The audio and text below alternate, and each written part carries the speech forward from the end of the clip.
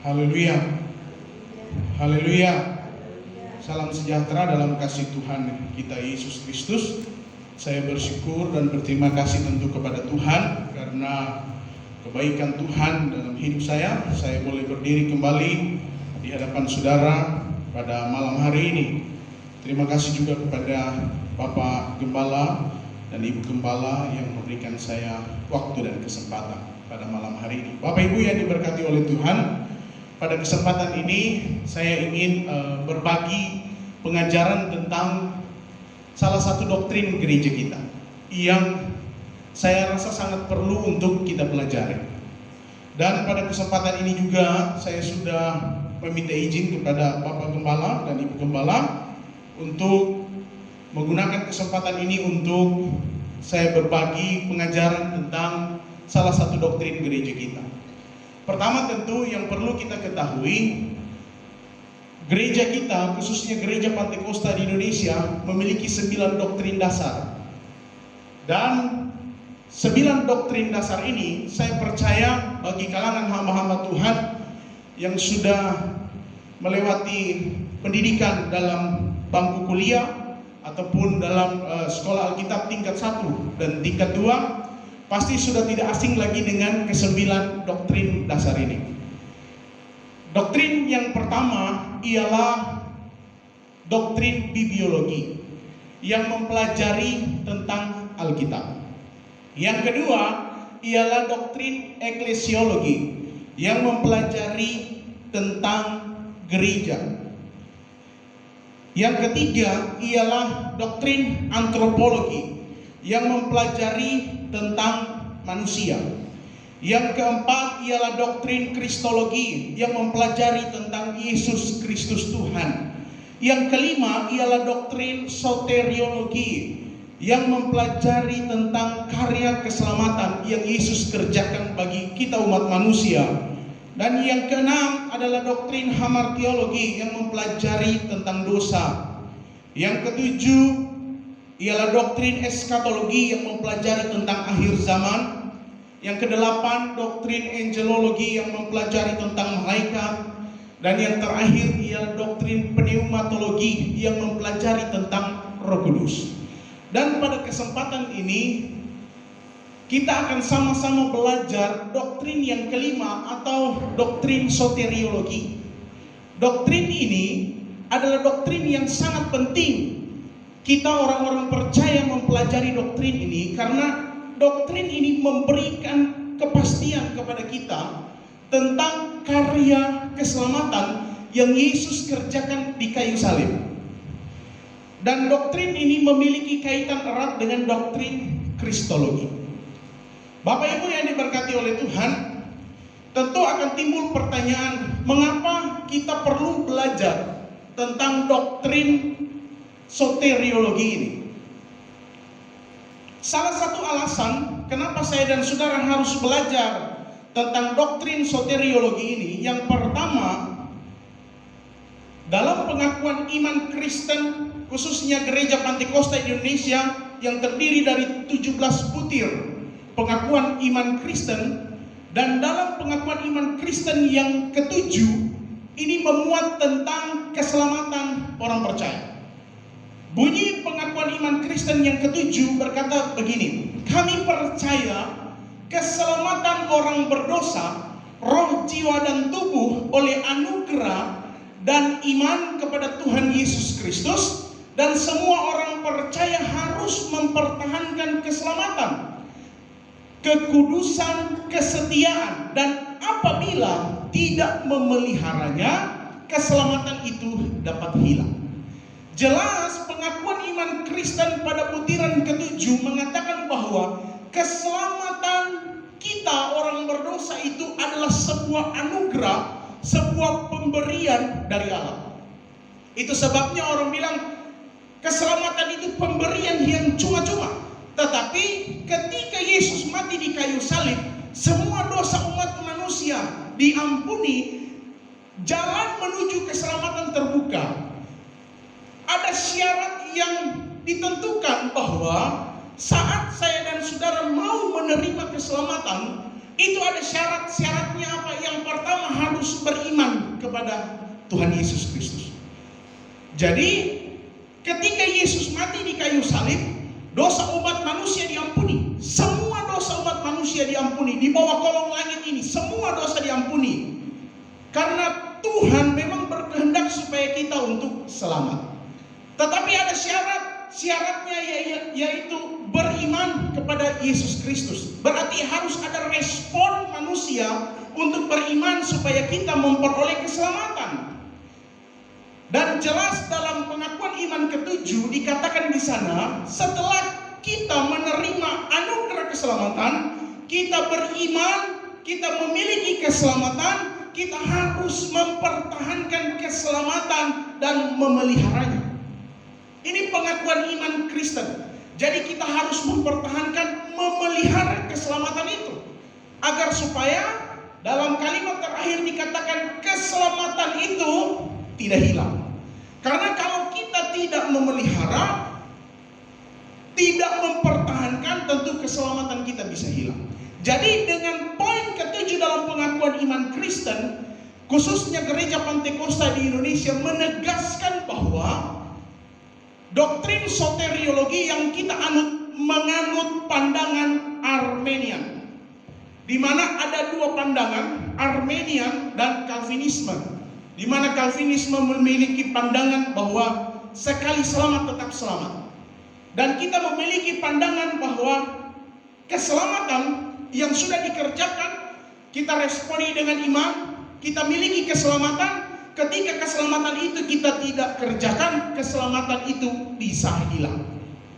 Karena setelah saya belajar tentang soteriologi, khususnya di gereja kita, di sekolah-sekolah Alkitab yang sudah saya sekolah, ternyata ada juga pengajar-pengajar GPDI yang tidak berpegang teguh pada ajaran GPDI itu sendiri.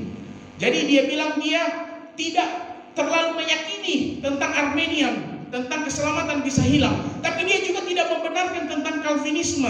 Keselamatan itu sekali selamat tetap selamat, di mana keselamatan itu tidak dapat hilang. Jadi abu-abu, suam-suam kuku di antara selamat bisa hilang atau selamat tidak hilang.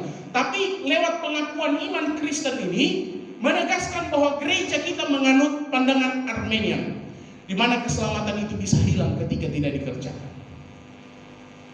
Bapak Ibu yang diberkati oleh Tuhan, pada kesempatan ini sebelum kita masuk dalam materi soteriologi, saya ingin membagi tentang free will, tentang kehendak bebas.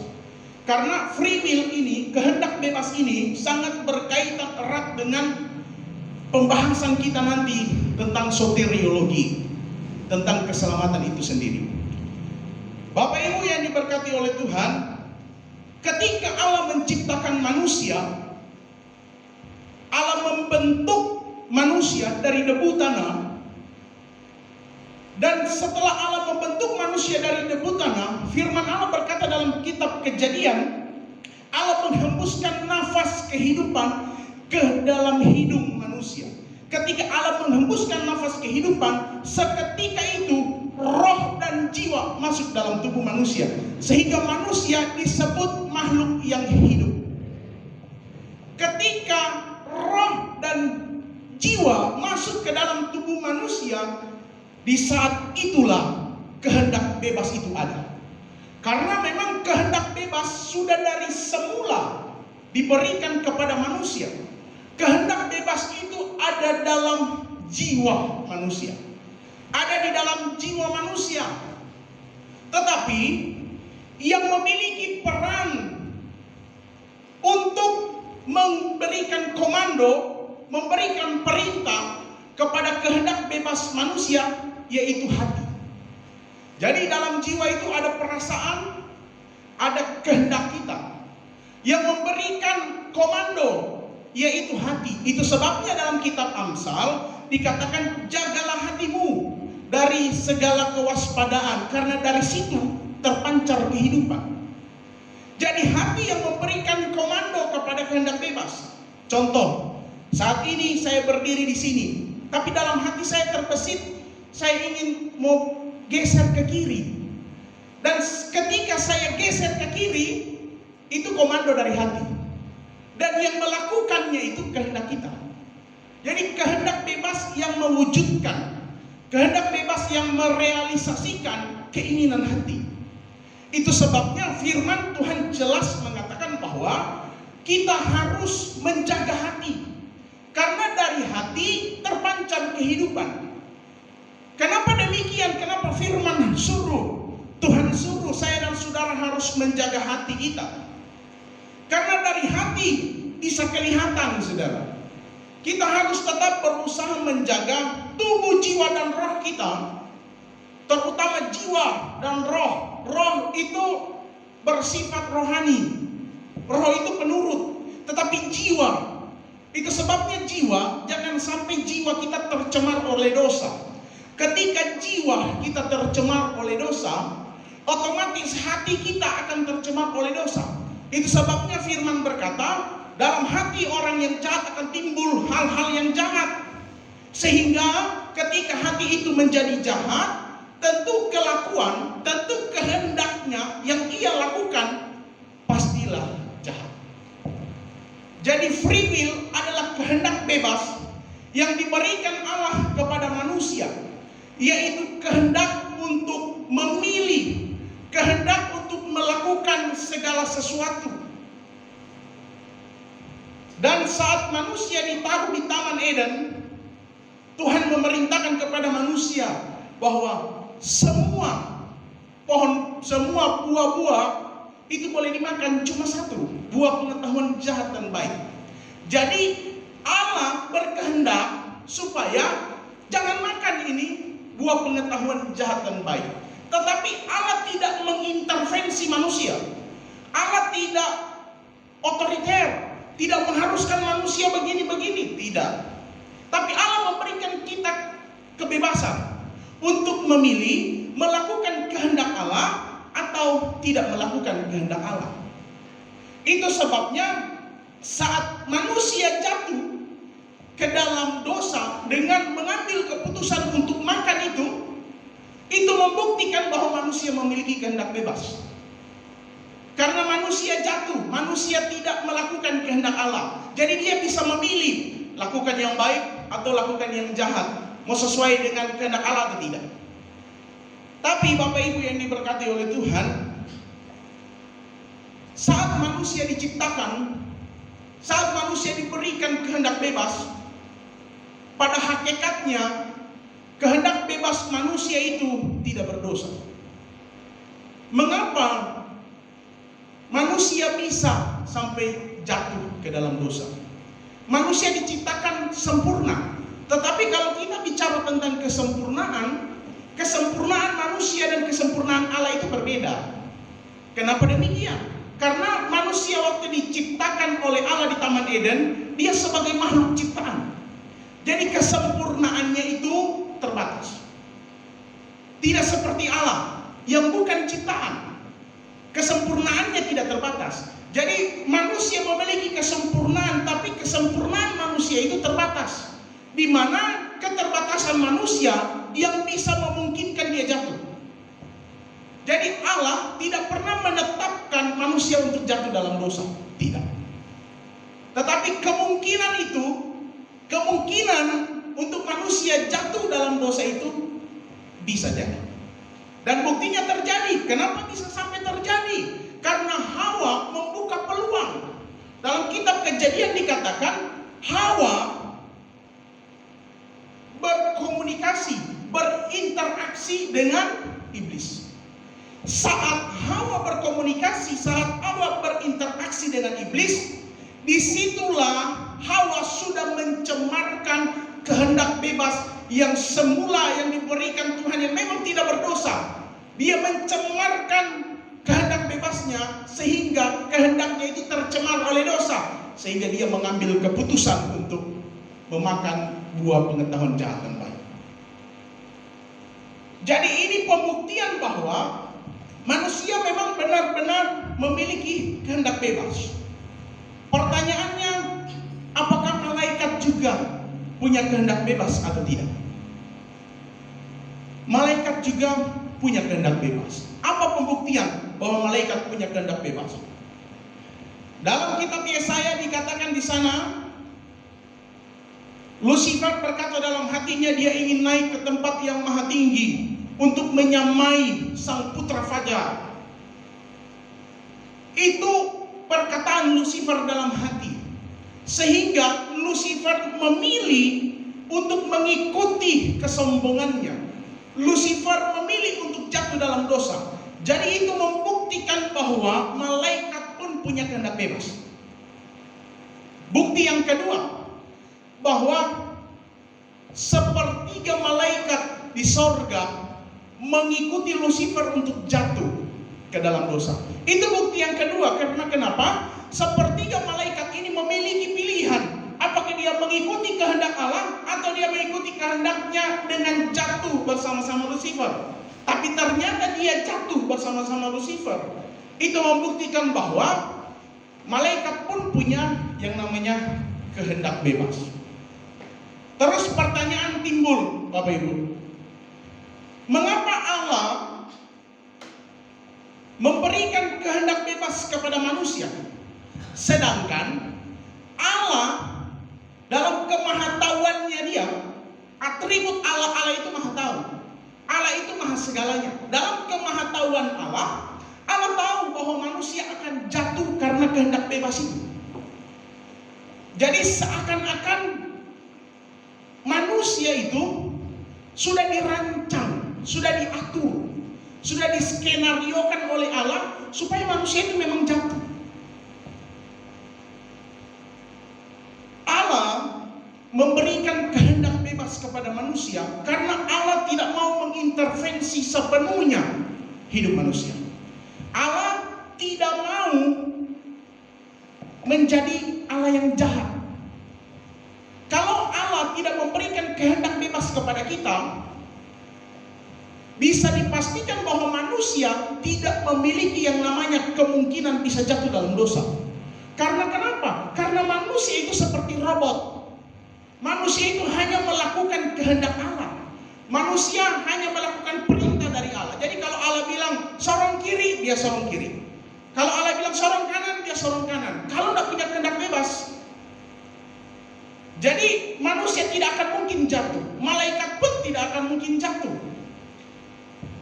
Terus kenapa Allah kasih kehendak bebas? Seakan-akan kayaknya Allah yang mau manusia itu jatuh. Tidak. Allah kita bukan Allah yang jahat. Allah kita tidak pernah merancangkan kita untuk jatuh. Tidak. Allah kita adalah Allah yang baik, Allah yang teramat baik dan sangat baik. Sehingga tidak pernah muncul dalam pikirannya untuk melakukan sesuatu yang jahat. Karena kalau dia melakukan hal yang jahat, dia merancangkan kita jatuh dalam dosa, berarti dia menyangkali hakikat dirinya itu. Karena hakikat diri Allah itu suci, hakikat diri Allah itu kudus dan mulia. Jadi tidak mungkin ada dosa sama Allah. Bahkan firman Allah berkata dia memalingkan mukanya dari dosa. Dia benci dosa. Jadi Allah tidak pernah dengan sengaja supaya manusia jatuh dalam dosa. Tidak pernah Allah mengatur. Dalam kemahatauan Allah, Allah sudah tahu memang manusia itu akan jatuh. Allah sudah tahu dalam kemahatauannya dia. Saat dia kasih kehendak bebas, dia tahu bahwa manusia akan jatuh. Tetapi Allah tidak pernah merancangkan manusia untuk jatuh. Jadi contoh begini. Umpama saya tahu bahwa si bapak A akan mati. Saya tahu. Karena kenapa? Saya tahu dia manusia. Jadi satu waktu dia akan meninggal. Dalam kemahatauan saya tahu si A ini akan mati. Tapi bukan berarti dalam kemahatauan saya itu saya mengatur, merancang supaya bapak ini mati. Jadi saya suruh orang tabrak dia, atau saya suruh bunuh dia. Tidak demikian. Allah kita bukan Allah yang jahat. Dia tidak pernah merancangkan kita untuk jatuh. Amin. Jadi Bapak Ibu, jelas bahwa manusia dan malaikat itu memiliki yang namanya free will. Pertanyaan berikut, kenapa Allah taruh pohon pengetahuan jahat dan baik di Taman Eden? Kenapa Allah tahu itu pohon di situ? Sedangkan Allah tahu ini manusia akan melanggar. Kenapa demikian? Kenapa Allah sampai tahu itu pohon pengetahuan jahat dan baik di Taman Eden? Jawabannya, karena Allah sudah memberikan yang namanya kehendak bebas kepada manusia, sehingga kehendak bebas itu adalah kehendak untuk memilih untuk melakukan kehendak mereka. Jadi kalau Allah tidak taruh pohon pengetahuan jahat dan baik di Taman Eden, berarti tidak ada pilihan, tidak ada larangan. Jadi manusia pasti tidak akan jatuh kan? Karena tidak ada pilihan. Karena Allah sudah beri kehendak bebas, kehendak untuk memilih. Sehingga waktu Allah taruh manusia di Taman Eden, Allah juga harus kasih pilihan ke manusia. Apakah manusia mau melakukan kehendak Allah, atau manusia mau lebih menuruti kehendaknya dia sendiri? Itu alasan, karena free will ini, karena kehendak bebas ini.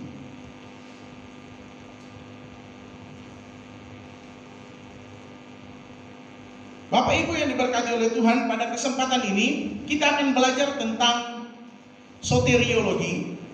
Dan tentu pada kesempatan ini saya tidak akan bisa menjelaskan semua, tidak akan mungkin, karena waktu yang singkat 30 sampai 45 menit. Dan nanti akan kita lanjutkan pada pertemuan-pertemuan berikut. Kalau saya dipercayakan kembali, saya akan melanjutkan materi. Dan pada kesempatan ini mungkin kita akan sampai pada pendahuluannya saja. Soteriologi, pertanyaannya, apa itu soteriologi? Sudah saya jelaskan secara singkat tadi bahwa soteriologi adalah pelajaran yang mempelajari tentang karya keselamatan. Dalam pandangan umum, soteriologi itu adalah doktrin atau ajaran tentang keselamatan sebagai salah satu bagian teologi yang terpenting. Soteriologi berkaitan erat dengan kristologi. Kristologi mempelajari tentang siapa yang menyelamatkan. Jadi kristologi mempelajari tentang aktor utama yang melakukan karya keselamatan itu. Sedangkan soteriologi itu mempelajari tentang karya-karya keselamatan yang Yesus kerjakan. Mengapa soteriologi ini menjadi bagian teologi yang terpenting? Itu sebabnya kita perlu belajar tentang soteriologi, tentang keselamatan. Karena doktrin ini memberikan kepada kita satu kepastian tentang keselamatan. Karena ada begitu banyak ajaran-ajaran keselamatan. Di luar Kristen pun, di luar yang tidak beriman kepada Yesus Kristus pun mengajarkan keselamatan. Tetapi keselamatan yang mereka ajarkan, kalau di saudara kita di kaum Kedar, mereka itu meminta keselamatan. Tetapi kita, Yesus memberikan kepastian keselamatan. Jadi penting kita untuk belajar, karena kita harus tahu keselamatan yang kita kerjakan ini pasti atau enggak. Buat apa saya dan saudara kerjakan keselamatan kalau sifatnya tidak pasti? Masih tanda tanya besar, mau masuk surga atau nyanda ini, ya kan? Yang selanjutnya, apa tujuan kita untuk mempelajari soteriologi? Tentu kita memiliki tujuan dalam kita mempelajari soteriologi. Seperti kita saat belajar, mungkin belajar bawa motor, dari tidak tahu bawa motor sampai tahu bawa motor. Tujuan kita belajar bawa motor itu supaya kita tahu bawa motor. Jadi kita punya tujuan untuk belajar soteriologi. Tujuan kita yang pertama, agar supaya kita bisa mengerti dan menguasai doktrin keselamatan secara sistematis, secara teratur, mengenai karya penyelamatan Kristus, sehingga kita dapat meyakininya, mempraktekannya, dan mampu mengajarkannya dalam memotivasi orang lain sesuai kebenaran Alkitab. Jadi tujuan pertama kita harus menguasai, kita harus mengerti tentang doktrin soteriologi ini secara sistematis. Jadi karya keselamatan mulai dari Yesus lahir, Yesus mati, Yesus bangkit, Yesus naik, dan Yesus akan datang kembali di kali yang kedua, kita orang harus belajar secara sistematis, secara teratur. Bukan orang belajar dari dia mati baru dia lahir, tidak. Selain itu, ketika saya dan saudara mempelajari doktrin ini, kita akan mengetahui fakta bahwa keselamatan kita itu keselamatan yang pasti, sehingga kita harus meyakini, bahkan harus mempraktekkan. Bukan cuma sampai di mempraktekkan, kita harus tahu mengajarkan kepada orang lain. Amanat agung Yesus saat Yesus naik ke surga, dia bilang, baptis dan ajar mereka. Ajar dan baptis. Jadi kita harus tahu mengajar. Jangan orang-orang dari di luar Kristen yang tidak beriman kepada Yesus Kristus ataupun di luar GPDI, karena begitu banyak denominasi gereja, tentu begitu banyak paham-paham tentang soteriologi. Jangan mereka saat bertanya, bagaimana pengajaran tentang keselamatan di gereja? Bagaimana pengajaran tentang keselamatan di agamamu? Orang yang orang Kristen nggak tahu. Mau jelaskan sama dorang, mau ajar sama dorang tentang keselamatan. Bagaimana orang bisa menangkan jiwa kalau orang tidak tahu tentang keselamatan? Itu kan tidak mungkin. Ketika kita mau sampaikan Injil tentang keselamatan, kita sendiri tidak tahu kita keselamatan ini bagaimana. Itu sebabnya kita harus belajar soteriologi. Bahkan di sana dikatakan kita harus mampu untuk memotivasi orang lain. Karena tidak dipungkiri dalam kehidupan kekristenan kita terkadang dihadapkan dengan satu keadaan di mana iman kita terpuruk. Di mana iman kita terpuruk, kita mulai ragu dengan keselamatan. Apakah keselamatan kita itu pasti atau tidak? Setelah kita bisa mempelajari, kita tahu tentang keselamatan itu, tentu kita bisa memotivasi orang lain yang imannya sedang terpuruk, yang mempertanyakan keselamatan kita pasti atau tidak. Yang kedua, tujuan kita untuk mempelajari soteriologi yaitu agar dapat memiliki pengetahuan yang cukup tentang ajaran yang benar, sehingga secara teguh mempertahankan iman terhadap serangan ajaran sesat. Jadi Bapak Ibu yang diberkati oleh Tuhan, kita mempelajari doktrin ini agar supaya kita memiliki pengetahuan. Tidak dipungkiri di akhir zaman firman Allah sudah berkata bahwa pengetahuan manusia akan bertambah-tambah. Apa buktinya? Kurang lebih 1 atau 2 bulan yang lalu dunia digegerkan dengan transplantasi jantung. Manusia mentransplantasikan jantungnya dengan jantung babi. Jadi manusia sekarang boleh hidup pakai jantung babi. Mungkin berikut jantung anjing, ya. Karena manusia semakin pintar. Itu tidak dipungkiri, firman Allah sudah bilang bahwa manusia akan semakin pintar. Kita orang Kristen, kita tidak boleh kalah. Kita juga harus punya pengetahuan yang memadai tentang keselamatan itu. Kenapa seseorang bisa meninggalkan keselamatan yang sudah ia kerjakan, bisa meninggalkan iman percayanya? Karena orang itu tidak memiliki pengetahuan yang memadai, sehingga dia meninggalkan iman percayanya. Tapi coba kalau dia memiliki pengetahuan yang memadai tentang apa yang dia imani, pasti dia tidak akan meninggalkan iman percayanya. Karena ketika dia tahu, oh saya ini punya keselamatan di dalam Yesus Kristus, pasti.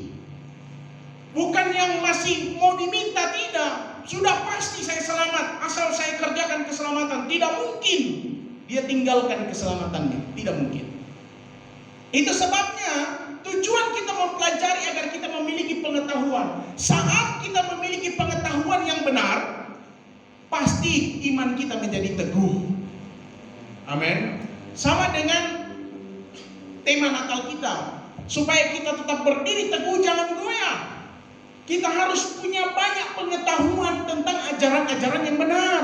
Karena begitu banyak ajaran-ajaran yang sesat yang sedang gencar diberitakan, disampaikan. Dalam media-media sosial begitu banyak ajaran-ajaran sesat. Contohnya ajaran corpus delicti. Ajaran corpus delicti adalah satu pandangan atau satu teori yang dikemukakan oleh seorang hamba Tuhan besar, seorang hamba Tuhan yang memiliki banyak jemaat, ribuan jemaat. Dia mengemukakan tentang teori corpus delicti, di mana teori ini, corpus delicti ini adalah istilah dalam dunia hukum, yaitu sebuah pembuktian untuk membuktikan bahwa orang tersebut bersalah. Harus ada yang namanya pembuktian. Itu namanya corpus delicti. Jadi corpus delicti, dia mengatakan dalam teori itu bahwa Yesus Kristus sebagai Adam yang kedua, Yesus itu adalah sebuah pembuktian kepada iblis bahwa inilah Yesus yang taat, yang setia. Kenapa Allah harus membuktikan kepada iblis? Karena Allah katanya punya aturan-aturan dalam dirinya, sehingga Allah tidak bisa langsung menghukum iblis tanpa ada pembuktian. Sehingga dilahirkanlah Yesus untuk menjadi satu pembuktian kepada iblis. Inilah manusia yang benar, inilah dia yang benar, tidak sama dengannya. Jadi Allah bisa menghukum iblis karena sudah ada pembuktian. Teori ini, corpus delicti ini adalah teori yang sangat sesat. Teori yang sangat sesat, tapi herannya begitu banyak yang percaya teori ini. Yang mengherankan lagi, ada hamba Tuhan di gereja kita, gereja Pentakosta di Indonesia, mengajarkan teori ini. Begitu sesatnya teori ini, tapi dia percaya. Inilah keadaan akhir zaman, di mana dia percaya bahwa Yesus itu pembuktian. Di mana bukti kesesatan dari teori ini? Teori ini memiliki kelemahan, di mana dia melemahkan teori kristologi, di mana Yesus Kristus sebagai Tuhan, yang kita percaya Yesus sungguh-sungguh Allah, sungguh-sungguh manusia. Jadi Yesus, dalam waktu Yesus di dunia, Yesus itu benar-benar manusia dan benar-benar Allah. Yang kita imani Yesus Kristus adalah Allah. Dia melemahkan doktrin itu dengan mengatakan bahwa Yesus adalah pembuktian. Berarti Yesus dijadikan sebuah ciptaan, sedangkan Yesus bukanlah ciptaan, tapi Yesus yang mencipta. Firman berkata sebelum dunia ini ada, Yesus itu sudah ada. Bagaimana Yesus dia mau jadikan ciptaan, sedangkan Yesus bukan ciptaan? Jadi dia mau jadikan Yesus itu sebagai pembuktian. Dan dia, teori ini menyangkali hakikat Allah, di mana Allah itu maha kuasa, Allah itu maha segalanya. Kenapa Allah harus buktikan lagi sama iblis bahwa ngana bersalah, jadi ngana mesti mau dihukum? Ini pembuktiannya, tidak perlu pembuktian. Allah itu maha kuasa, bisa saja dia hukum tanpa ada pembuktian. Itu ajaran corpus delicti yang sekarang ini marak di YouTube. Kalau orang lihat YouTube, coba cari corpus delicti, pasti orang tahu siapa itu pengajar corpus delicti. Yang kedua, ajaran sekali selamat tetap selamat, predestinasi, yang sangat-sangat populer, apalagi di Sulawesi Utara, begitu populer ajaran ini. Di mana yang mengajarkan pertama kali yaitu Calvin, sehingga teori ini dikenal dengan Calvinisme. Teori ini adalah teori yang menurut pandangan gereja kita sesat, karena teori ini mengajarkan bahwa keselamatan yang Yesus kerjakan 2000 tahun yang lalu itu tidak akan pernah hilang, tanpa memandang kehidupan kerohanian seseorang. Jadi tidak usah dilihat kerohaniannya, yang penting dia percaya Yesus selamat. Jadi teori ini begitu sesat tanpa melihat kerohanian seseorang, yang penting percaya selamat. Teori ini sangat sesat. Ada lagi teori hyper grace, di mana anugerah yang berlimpah, di mana teori ini mengatakan bikin saja kesalahan, bikin saja dosa sesuka hati, karena saat saya dan saudara minta ampun pasti Tuhan ampuni. Tetapi ada ayat lain berkata janganlah sesat. Allah tidak suka dipermainkan. Teori ini menggunakan kasih karunia itu dengan cara yang salah. Ada begitu banyak teori-teori penyesatan yang begitu gencar disampaikan di akhir zaman, yang banyak sekali menyesatkan anak-anak Tuhan. Bahkan hamba-hamba Tuhan, pengajar-pengajar firman pun tersesat. Yang ketiga, bagi yang belum mengerti atau yang belum percaya maupun yang belum benar, tepat cara praktiknya diharapkan dapat mengubah atau meluruskan keyakinannya atau ajarannya secara total dan terhindar dari praktik yang salah yang telah merasuk manusia selama ini. Jadi tujuan kita mempelajari soteriologi, kalau mungkin saya dan saudara memahami soteriologi yang salah, memahami pengajaran keselamatan yang salah, di kesempatan ini saat kita mengetahui tentang pelajaran ini, kita merubah pemahaman kita. Merubah pemahaman kita agar supaya pemahaman kita itu menjadi pemahaman yang benar, yang berdasarkan kepada Alkitab. Pengertian soteriologi dalam perjanjian lama dan dalam perjanjian baru. Perjanjian lama dipakai kata teswa yang ditulis dalam bahasa Ibrani, artinya kembali, menyelamatkan, pembebasan, penyelamatan, dan kemenangan. Kata kedua dipakai kata yasha, bahasa Ibrani, yang artinya menyelamatkan, penyelamatan, dan kemenangan. Kedua istilah dalam perjanjian lama ini memiliki pengertian menyelamatkan, kemenangan, dan tidak terikat. Jadi keselamatan itu memiliki pengertian menyelamatkan seseorang. Ketika diselamatkan, diberikan kemenangan. Diselamatkan dari apa? Diselamatkan dari dosa. Dan tidak terikat. Jadi orang yang diselamatkan adalah orang yang sudah terlepas dari belenggu dosa. Selanjutnya dalam perjanjian baru digunakan kata soteria. Dalam bahasa Yunani diambil dari kata dasar soter yang artinya menyelamatkan. Dalam Kisah Para Rasul 16 ayat yang ke-30,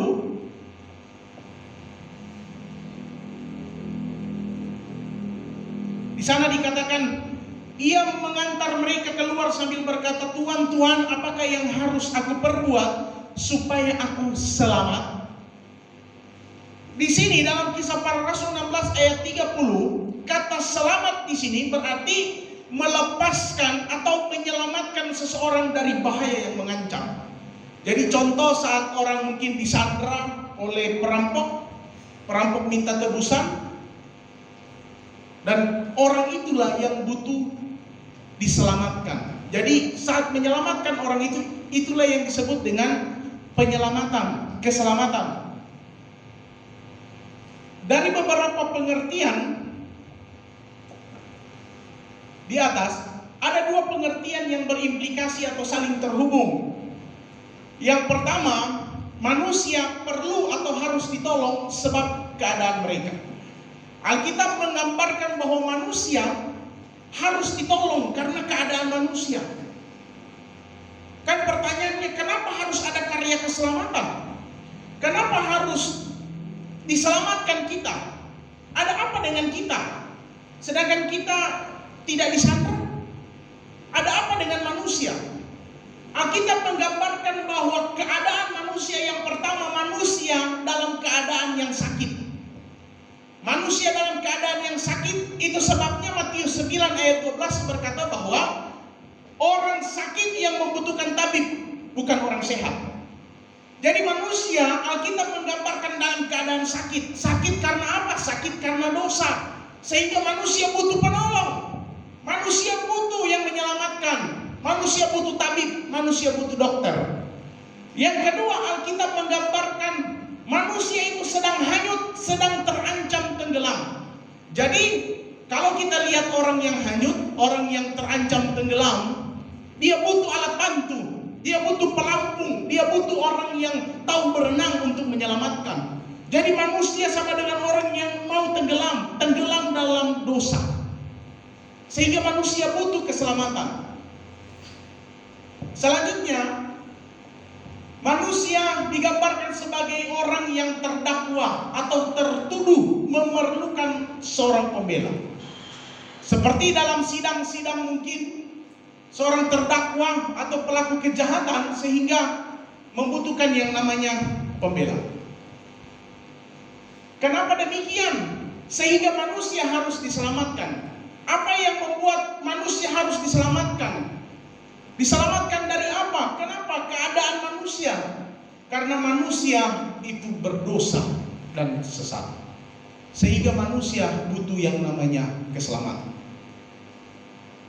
Tuhan Yesus memberkati kita semua. Mungkin sampai di sini masih banyak lagi, tapi karena waktu, nanti kita lanjutkan pada pertemuan-pertemuan berikut. Tuhan Yesus memberkati kita semua. Saya serahkan kepada